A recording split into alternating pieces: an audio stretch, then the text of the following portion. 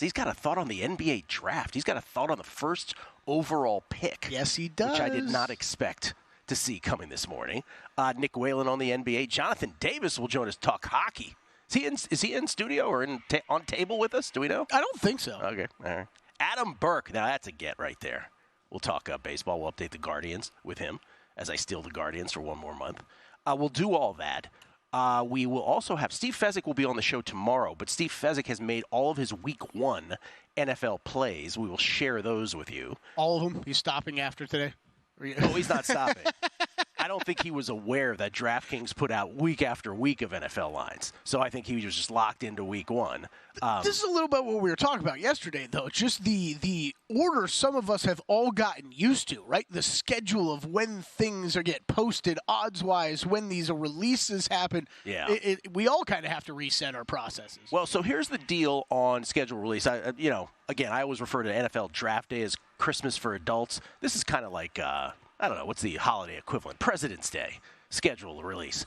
It's awesome because from a betting perspective, it gives us the ability to sort of plan bets. Let me explain. Can we throw up the Trip Tepper tweet, by the way? Trip Tepper tweeted this yesterday, and I just wanted to start with this because it sort of explains the brief history of a numbers game with these kinds of schedule releases. Trip Tepper said, "ANG has really altered my approach to NFL with total betting, with season win total betting. I'd rather bet in-season adjusted win totals or look to the alt-win market this summer. I look for under 90% of the time, not sure the schedule release will trigger even a single win totals bet for me this week." Now, what he means by that is, I, for many years on both the Betting Dork podcast and the Beating the Book podcast, and then the early days of a numbers game, talked about this stock market-like vehicle that I used to bet into, this off-the-grid stock market-like vehicle. I won't give you the name of the financial institution that is no longer with us, but it rhymes with Schmeeman Brothers.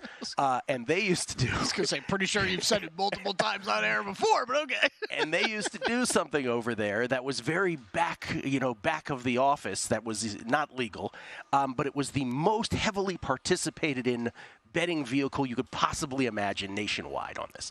And it was essentially before adjusted season win totals were offered in season. Remember, these are only adjusted season win totals in the NFL is only like a 3 or 4 year thing. Yeah. Before that, we had to do it in back rooms, and it was Wall Street style. Anyway, one year I was like the biggest winner. One year I was one of the biggest losers. Like, it was very volatile, but it was awesome. We did it in football, pro, and college.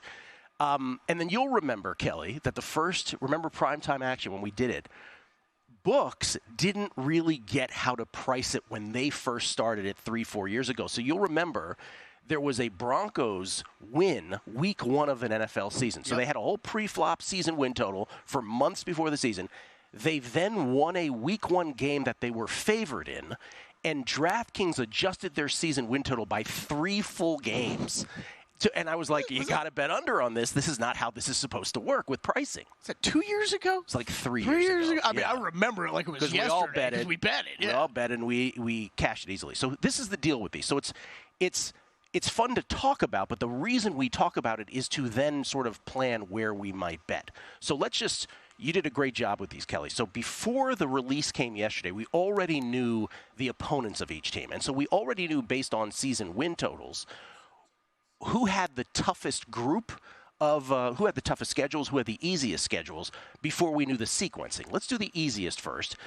The Atlanta Falcons, we already knew, Kelly, to have the easiest schedule in all of football. A lot of that has to do with the division in which they play, the NFC South. But now we know, based on yesterday's release, how it sort of breaks down. And how it breaks down is that they have a really sort of tough first 3 games, and then it opens up. So let me be specific about those 3 games. So if you're thinking about Falcons bets, the point of this, and we'll get to this, it'll become more apparent when we go to other teams, but the Falcons start out home Pittsburgh, okay, but then it's at Philly, home Kansas City. So if you're thinking about going over on the Falcons, like if that's your inclination, you may want to hang out till after week 3. Right after the Eagles and Chiefs games. So these are the kinds of things. That's just a brief example. This is the kind of things that we're trying to look at. You don't have to bet pre-flop. You can wait and bet adjusted season win totals at what the schedule dictates, and you know how that goes. Sometimes the schedule works out as it's supposed to. Other times it doesn't. But if you have an inclination on one of these teams over under, know where the dip is. It's kind of like live betting, just That's in right. a game, right? Like That's you right. can circle spots of where you think you're going to be, you hope to get in. Doesn't always play out that way, right? So you got to be okay. If it were that easy, it'd exactly. Be that, right. So it's always it's just like preseason win total bets you make for a reason because you're usually a little bit more confident in these. I think you want to say you can look for spots. And whether it's division odds, conference, it could be any kinds of futures that you're betting. What I think maybe we'll do next week is we'll go through each one of these teams a little bit more deeply like this. Well, I want to go through the other easiest ones and hardest ones. So the other easiest ones, the Chargers. Okay, that's true. It is in terms of their aggregate group of opponents in terms of season win totals. Remember, don't do it on last year's win percentage. Do it on season win totals. The Chargers have the second easiest. But if you really break down the Chargers' schedule, it doesn't really get that super easy until the final 4 games. That's when they play the Bucs and the Broncos at home, at the Patriots, at the Raiders. So they finish with a really easy flourish. So know that even though people are going to say they have an easy schedule, it really doesn't get super easy until then. It's not difficult until then, but that's when the easy flourish begins. So keep that in mind if you're like, I want to bet the Chargers over. What's the ideal time? Bears. Boy, did Caleb Williams find himself in a great situation, not only as a number 1 pick in the draft with great built-in teammates, but the Bears have an easy schedule. Keep in mind they do have a 3 in a row late November and early December. That is the most difficult part of that schedule. And what I'm referring to there is they've got an at Lions, at Niners, at Vikings, 3 road games in a row part to their schedule, followed by a home game against the Lions. So it gets difficult later. In other words, something to just note in your schedule analysis. Oh, the Bears are easy, but it does get hard later. Jets, also one of the easiest schedules in all of football with Aaron Rodgers now coming back from the Achilles injury, but know that it ends brutally. It's really easy up at the top at the beginning, but at the end they close with at Miami, at Jacksonville, home Rams, at Buffalo, home Miami.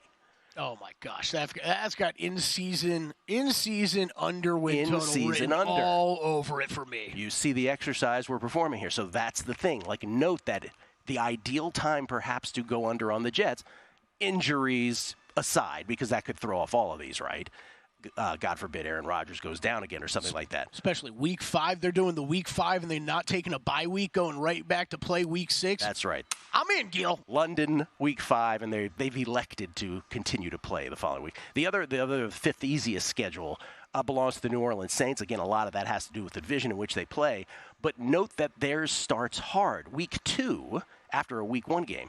Week 2 on, it's at Dallas, home Philly, at Atlanta, at Kansas City, and then move forward a few weeks, and it's at the Chargers. So there is, despite the fact that they're going to be broadcast as a very easy schedule, there is that stretch between weeks 2 and 5, specifically where it's difficult. So you can plan, like let's say you have an inclination to bet the Saints over. Maybe you wait till after that stretch up through week 5, and then you bet it. We'll go through the hardest. And by the way, can I just do the one hardest? Because I think this is, of all the things that happened yesterday with the schedule release, the single biggest headline to me is the Pittsburgh Steelers schedule. I think they are the big losers of schedule release day. The Pittsburgh Steelers, who we already knew would have the toughest schedule in 2024. Did you see how their schedule broke down? Yeah. There's 17 games in an NFL season. Remember that, of course. This is the janky, uneven 17 games now. So it is damn near half their schedule. But the last 8 games of the Pittsburgh Steelers schedule, again, almost half of their schedule. Here are their last 8 games, Kelly. This is incredible. Home Baltimore, at Cleveland, at Cincinnati, home Cleveland, at Philly, at Baltimore, home KC, home Bengals. You have got to be kidding me. That is the worst 8-game gauntlet I have ever witnessed in my life. We talked about how the Chiefs had a bad 7-game gauntlet, but they're the Kansas City Chiefs, right? And we said, well, if they can go 4-3, they might take it, that kind of thing. if you're the Steelers or a Steelers fan or one of these people who, again, I don't know if you know this, Kelly, Mike Tomlin has the streak going. If Mike Tomlin is going to keep the not having a losing season streak alive, they are going to have to bank a bevy of wins before they get to those final 8 games, because otherwise it ain't happening. Not to mention that they start at Atlanta, at Denver in the elevation, and home Chargers. So it's not as if it's easy peasy to begin the season either. But those 8 in a row, they're the biggest losers of schedule release day. I've never seen anything like that before. Pretty sure it was less than 48 hours ago. I said basically these exact words with you of, I'm not messing around with the Mike Tomlin magic beans this year. That's right. After schedule release day, Woo. If you think the Jets I've got circled for an in-season under, yeah, Steelers. Brutal. We'll go through the other 4 of the toughest schedules. We'll also talk about who starts the easiest, who starts the hardest. We'll get to a whole bunch more NFL stuff and Steve Fezzik's Week 1 plays that he's already made. Some basketball and tennis and a thought on the number 1 overall pick from Zach Cohen. Next.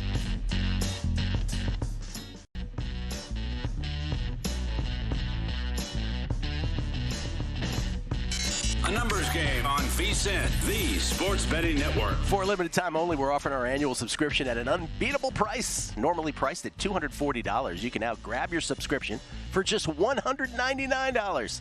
Sign up today. We'll also give you an extra 2 months for free. That's 14 months. 14 of VSiN Pro access for less than 50 cents a day. 50 cents. When you use promo code ANG. With VSiN Pro, you'll gain instant access to our daily best bets with a leaderboard to see which VSiN expert has the hot hand, betting splits to show you where the money and bets are moving for every game, betting systems, premium analysis, and 24/7 video access. Visit VSiN.com/subscribe today to claim your 14 months of VSiN Pro for only $199 with promo code ANG. Promo code ANG as in a numbers game. We are slashing prices here, folks. Spring savings time over at VSiN. Got to use that promo code ANG. Get all the incredible stuff that Zachary Cohen writes about every single day up on the website. Wow. That's VSIN.com/subscribe. You would make a spectacular used car pitchman. Thanks, man.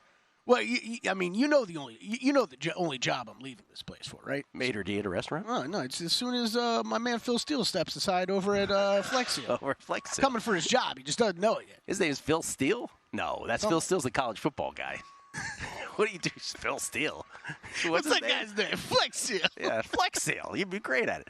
By the way, I just want to point this out, Kelly. I just want to brag a little bit about this. May I brag? Phil Swift. Phil Swift, thank you. No relation to DeAndre.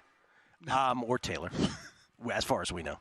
The number of Elizabeths and Alyssas and Lisas who have liked my tweets over the last 24 hours, oh my God, it's all genuine humans, all of them. There's got to have been 150 Elizabeths and 475 Amy's in the last 24 hours. Way to go, Elon Musk. Nice job. So many Elizabeths. I'm also crushed now that I just Googled Phil Swift's name, and apparently Jerry Seinfeld's coming for that job too, apparently. Oh, you're toast. Sorry. This is the hell. My hopes and dreams just came crashing down. By the way, if you think Kelly is like joking about how deflated he is right now, he's not joking. This is awful.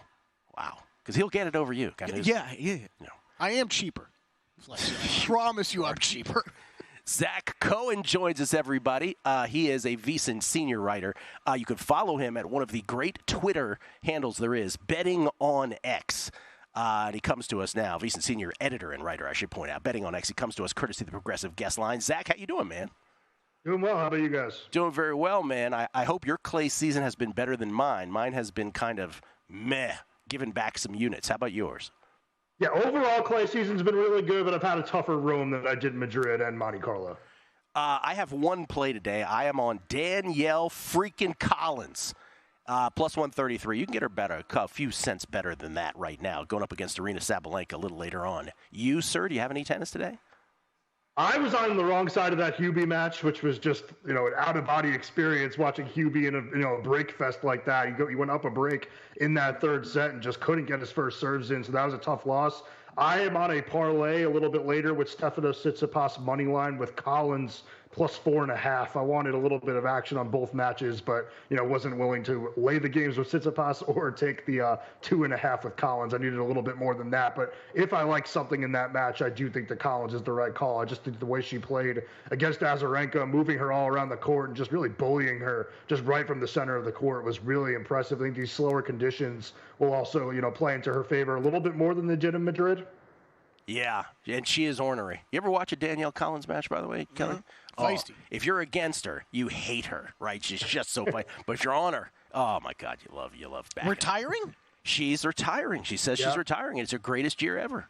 That's a shame. A lot of folks. She's workshopping a new fist pump where she pulls it back in. She's just the most intense player you'll see in any sport. Workshopping. We'll see how it goes for her. That. See if that brings her back into the game. Dominic Thiem is retiring. Camila Giorgi just retired. A whole bunch of players. All right, Zach, any French Open plays before we move on? Yeah, it's a really tough tournament to handicap, which is funny because we're doing a French Open guide this year, and which will be out on either Monday or Tuesday. So it picked a good year for that with everybody injured. But I do think Iga on the women's side, that's where I'm going to go with it. And I think on the men's side, maybe just kind of sprinkle the board with, Casper Ruud, Stefanos Tsitsipas. I could even be talked to Daniil Medvedev at 20-1, and just because of what we're seeing on the men's side with injuries. I guess I do think that if we hear some positive stuff out of the Alcaraz camp, maybe I'll take a bite at plus 200, but it's a little bit hard knowing that he might not be able to rip that forehand. Yeah, and I still think Djokovic is the sneaky, freaky brother sneaking in from the rear. I just think he is laying low, and yes, he was hit with a stray water bottle on his head, and then he had that just completely uneven performance against Tabilo. But that's not enough for me to just take him off the board for me. We'll see. I think what I'm nervous about with Djokovic is that he fired Ivanisevic or parted ways, whatever it was, and now the hold percentage is down at 83%. Ivanisevic has been credited with getting that hold percentage up, with reworking that serve, and I wonder if it's something where, that serve motion was hurting his elbow or something like that we just don't really know. I just think that might not be a coincidence that the serve hasn't been as good since he changed coaches. Yeah, could be. Could very well be. All right, so here's the deal. And again, a men's side that has injuries with Sinner, with Alcaraz. We don't know if Nadal's playing, so it's never been this much up in the air as it has been for years now. NBA last night, Celtics get the gentleman's sweep against the Cavs. Amazing that ended up right on the number after the Cavs looked like they might even be able to pull off an upset at one point. And then of course we had the series that I just cannot wrap my arms around. The Mavericks take the 3-2 lead in the best-of-7 series against the Thunder as they take home court back now, headed to Game 6 in Dallas. They win it 104-92 yesterday as 4.5-point dogs. We have the Nuggets and the T-Wolves Game 6 back in Minnesota tonight, where the T-Wolves are 2.5-point favorites. And then we got Game 6 back in Indiana tomorrow night, where the Pacers are trying to force a Game 7. They're 5.5-point favorites against the Knicks. Any thoughts on Denver and Minnesota tonight, or the Knicks and the Pacers tomorrow, let alone Game 6, I should say, between the Mavs and the Thunder?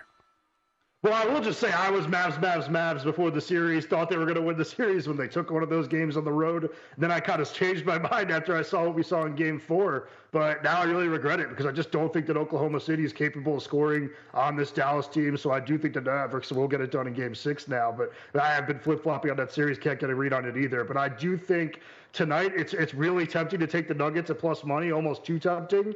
I think the way I'm going to go at it is I'm going to take the team total over 101.5. That way I'm protected in case, the Timberwolves offense does show up in this game. But I do think it's not a fluke that Denver has figured out the Minnesota defense. They really have no answer for Joker, whether it's his scoring or facilitating. So I do think that at the very least, even if Denver does lose tonight, they'll put up at least 102 points. You have conviction on any of those three, Kelly? Any of them? I did bet the Mavs for the closeout game after last night. I think that's, as you brought up, Zach, I think for the Mavericks side of things, of just what's been most impressive so far really has been the defense. I don't know about everybody else. Sure felt like I was watching a very different Luka Doncic last night. If he'd been riding on the good stuff through 4 games, he got the better stuff for Game 5. The good stuff. Yeah, he was looking a little bit more like Luka Doncic. Yeah. All right, Zach, I didn't think we would be talking about this today, but you have a thought on the number 1 pick in the NBA draft, June 29th.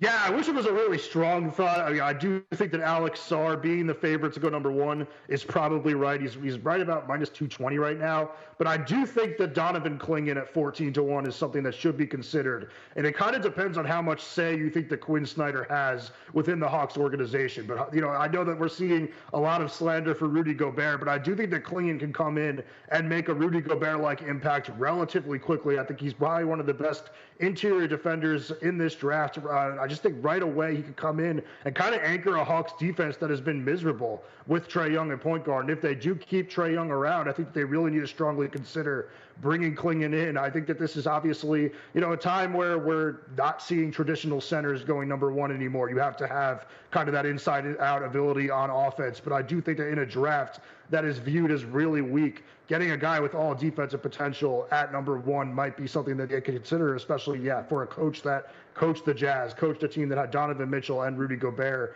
to a lot of success in a tough Western Conference. So I just think it's something that's going to be considered. And I also think Clingan, it's the NBA Combine. Take it for what it's worth. He has shown the ability to kind of step out and make some threes. All right, there's a thought. Donovan Clingan, 14-1.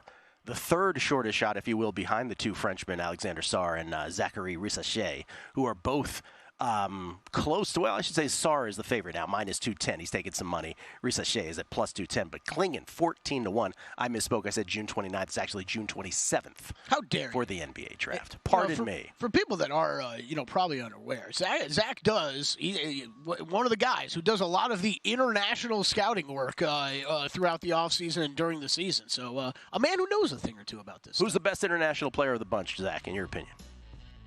I think Topic is going to be really good. There's some concerns about his jumper, but I think he's unbelievable. Nikola Topic. This is going to be Get ready. Jokic, Topic, let's go. We have a Nikola Jokic, a Nikola Jovic, and now we will have a Nikola Topic. That'll be fun.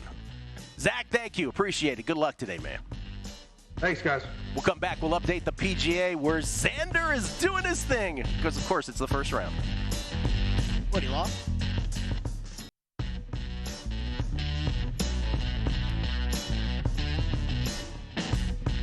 A numbers game on VSiN, the sports betting network.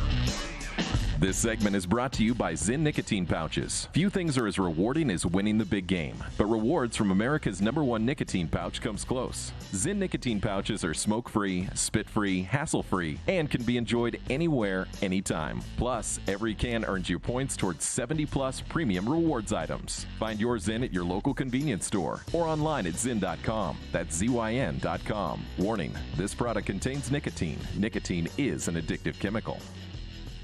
That's breaking news right there at the end. It's Gill Alexander. It's Kelly Bidlin. It's a numbers game right here at VSiN, the Sports Betting Network, live from Barcanada, the Barrage, here at the D. We get tweets at Biddy the Book. Beyond the Amy's and the Elizabeths, we also get tweets. This is from James Sott. I was almost forced to make a choice no person should ever have to make. Do I watch Iga or do I watch Gill? But wait, I can do both. Thank you, technology. Thank God for technology. I, too, am following Iga Swiatek's score against Corey Goff right now.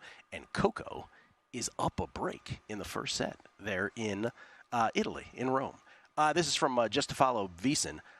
Guys, I'll back the Chargers religiously this year. You guys can take the year off. Oh, thanks. You're the guy. You, Just to Follow. Yeah, I get to pass the baton on this year. Thank you, Just to Follow VSiN. I don't know who I took it from the year before, but Matt or someone. I had a you. year. You had him. Okay, yeah. So it all gets passed down. Yep. Bill Hooker. I wonder if producers 1 through 8 are offended they weren't referred to as so much more than a producer. It's a great question. Jeff Parles, I called the Grover Cleveland of producers. Yeah, because they all had he was their own 5 little or thing. 8. Yeah. That's right. I don't know what Mundaka was.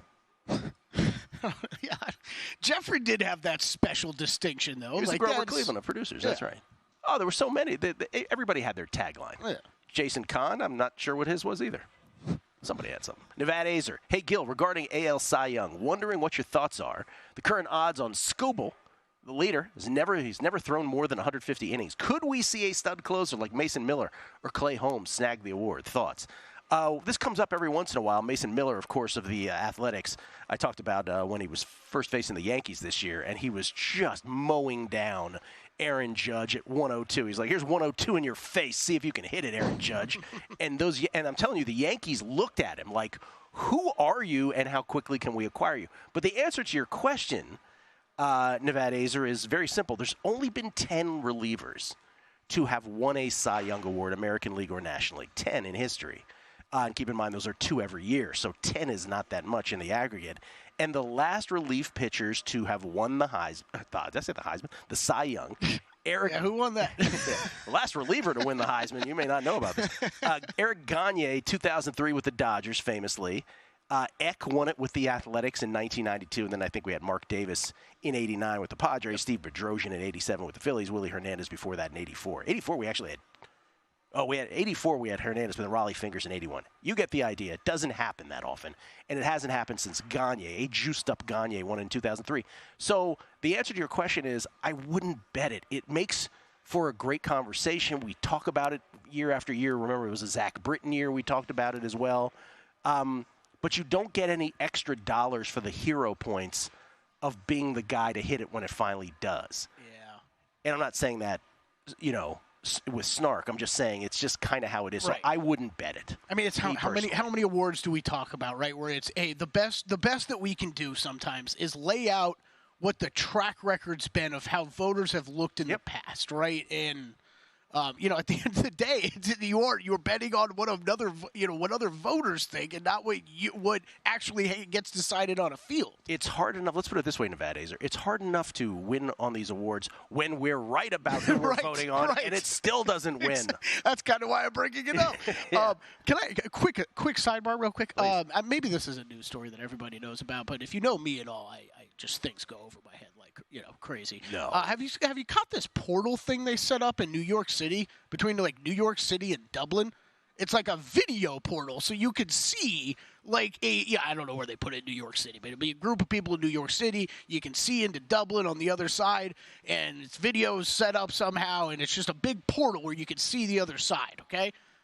Of course, what went wrong with it?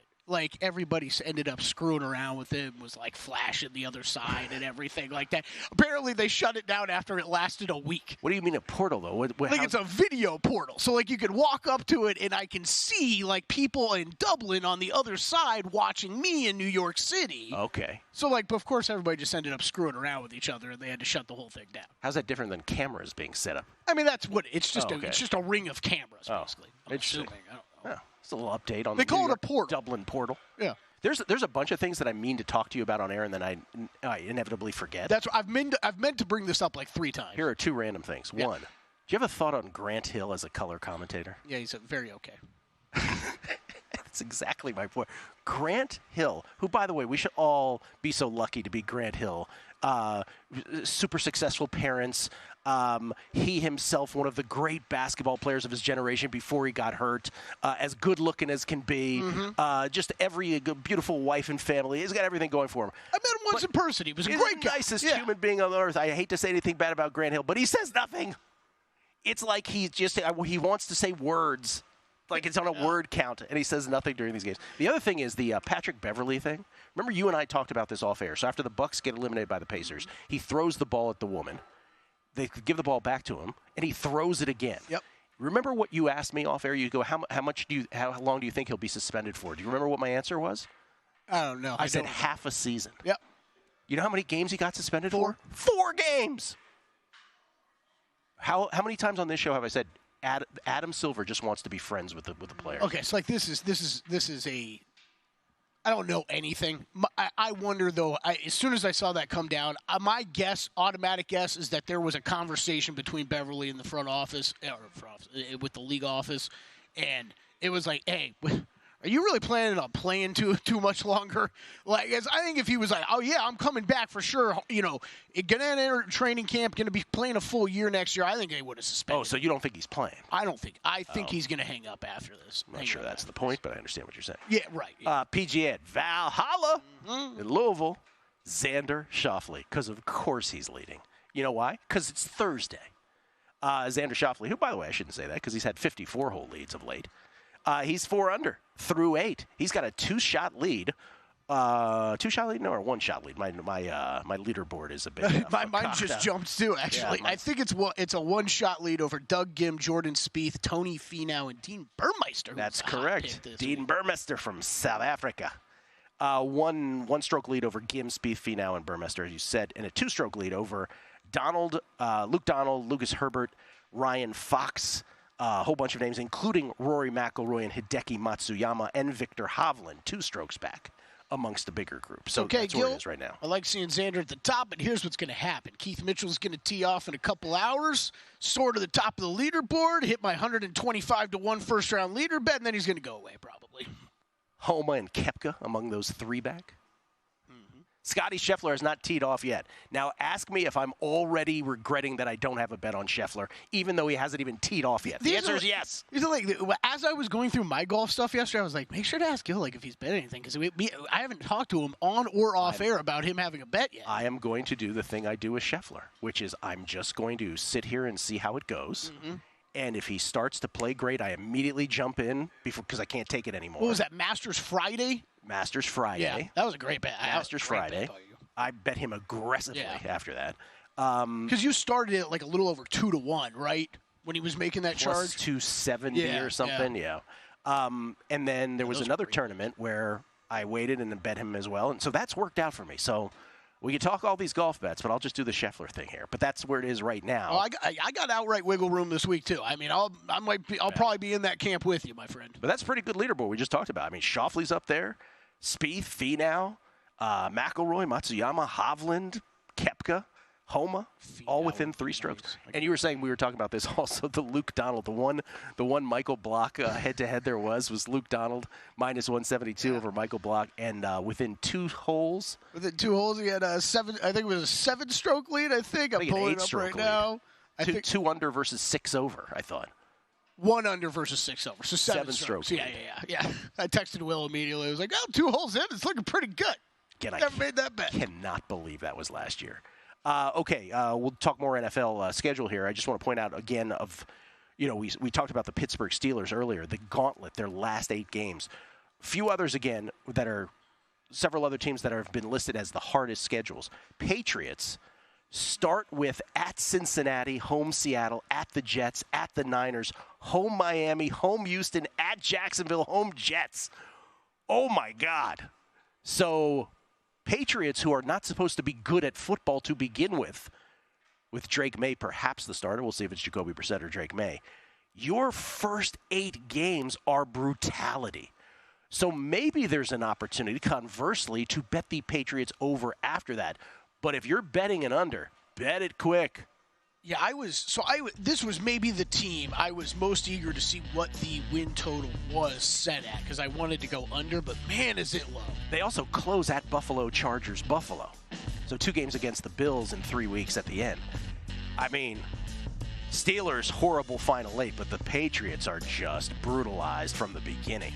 We'll get to the Browns, Ravens, and Vikings. They have hard schedules. And Steve Fezzik's Week 1 plays coming up as well. It's a numbers game at VSiN, the Sports Betting Network.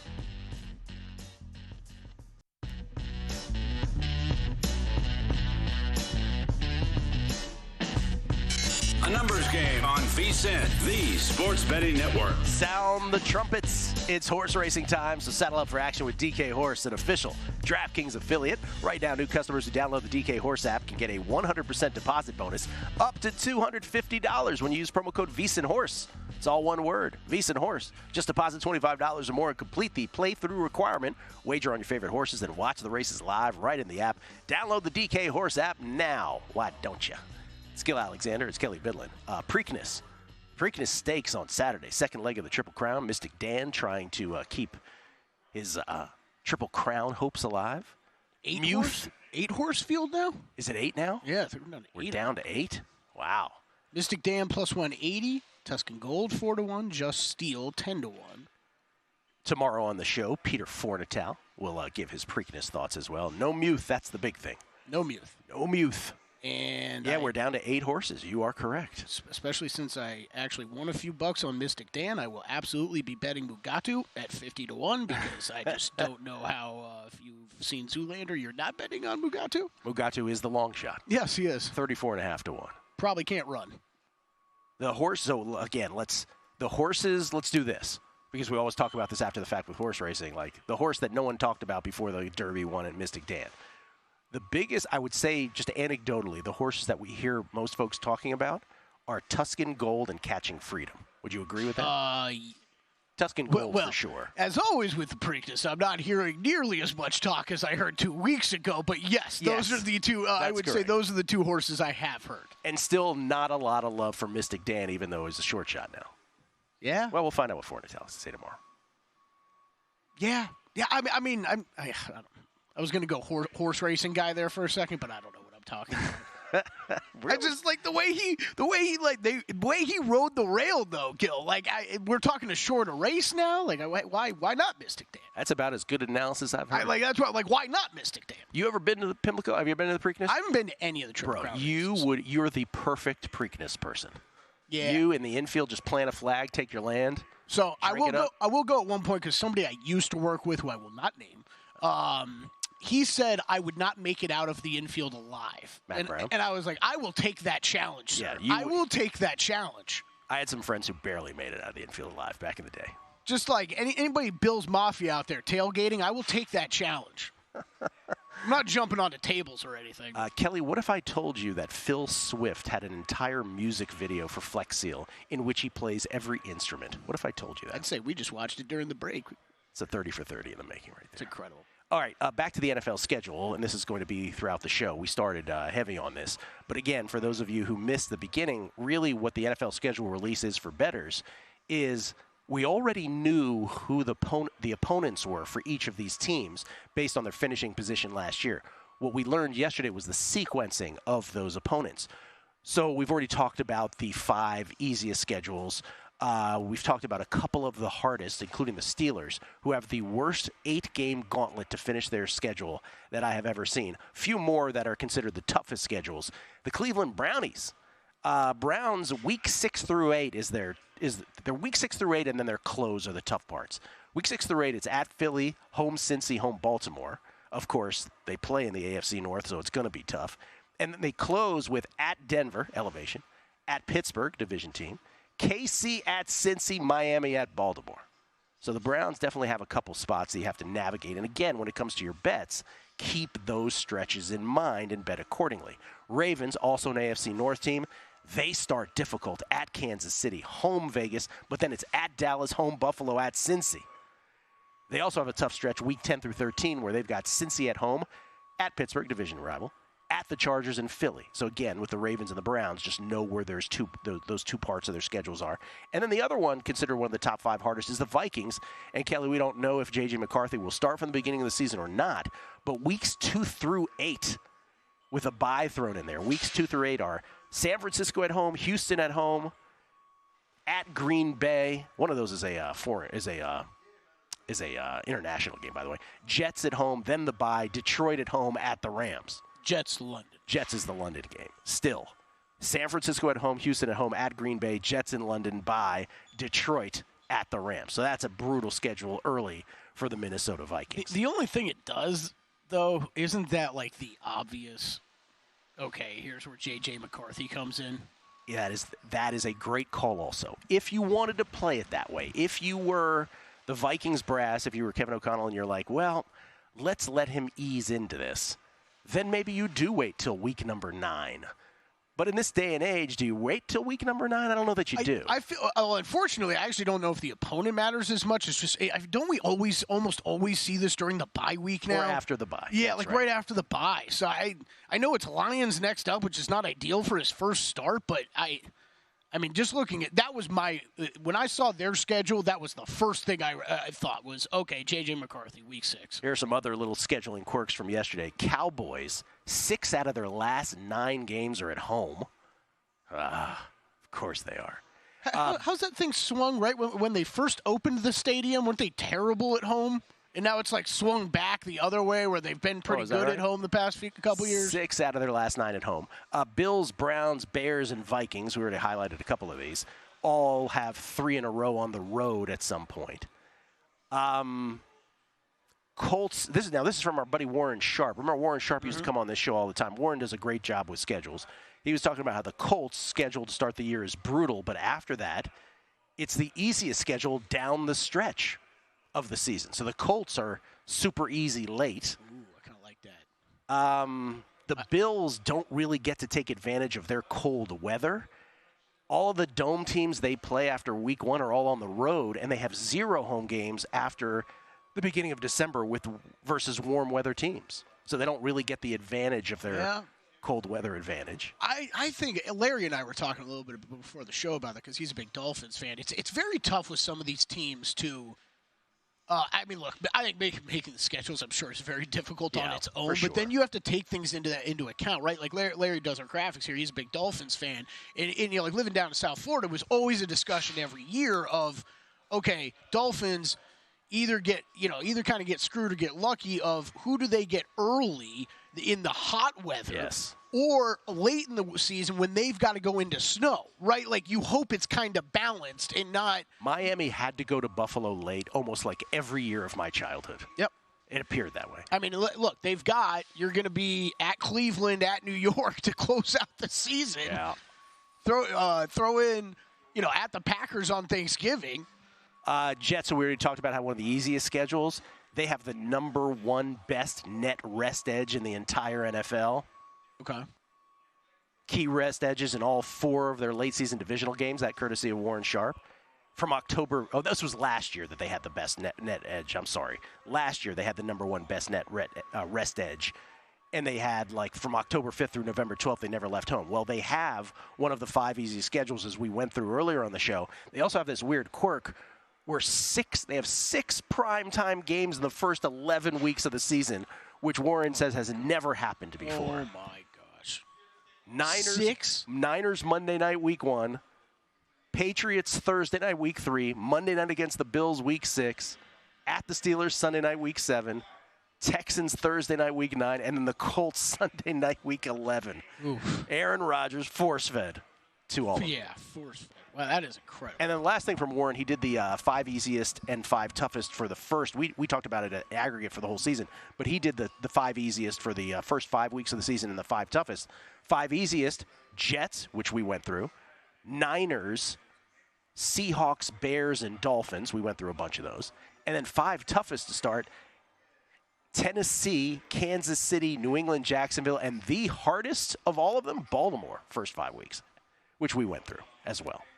So, if you're into the early waiting of how much do you factor in? Because we bring it up every year. I think it's something to be aware of. I always find it interesting, though, when it comes person to person. How much do you factor in the rest advantage stuff when you're looking at season-long bets? How much do you factor in the 3 on the road, a great question. 3 at home? I am aware of it. Has it nudged me over on a bet? Probably not. Has it given me pause and taken me off a bet? Yes. Does that make sense? I think you summed it up perfectly. If I had to, speaking for myself, I think I would answer the exact same way. Yeah. It's enough to give you pause, but I don't. Enough to hold you off a bet. I don't know that I've ever seen that and run to make a bet on a team because of that. And then, do we have enough time for this, or should we wait on Steve Fezzik? Steve Fezzik, week 1. You ready for this? Yeah, we can. Let's wait for it. Because we'll go through week 1 lines. We got week 1 lines, so we'll go through Steve Fezzik's bet, and then he has just general thoughts about when you should be betting unders and overs and all this stuff. Plus, Steve will be in tomorrow. We can talk a lot about it. And he'll be in tomorrow. How about 3? We've got 3 segments in a row tomorrow. Matt Grissom at the Shield, talking college baseball in town, and then Stevie Fezzik here the last 2. At the Shield, baby. The Shield. All right, and we'll do that a little later on the show. But Nick Whalen on the NBA on the other side, Jonathan Davis on the NHL. Adam Burke will join us as well. Packed second hour. The numbers game at VSiN, the Sports Betting Network, coming up.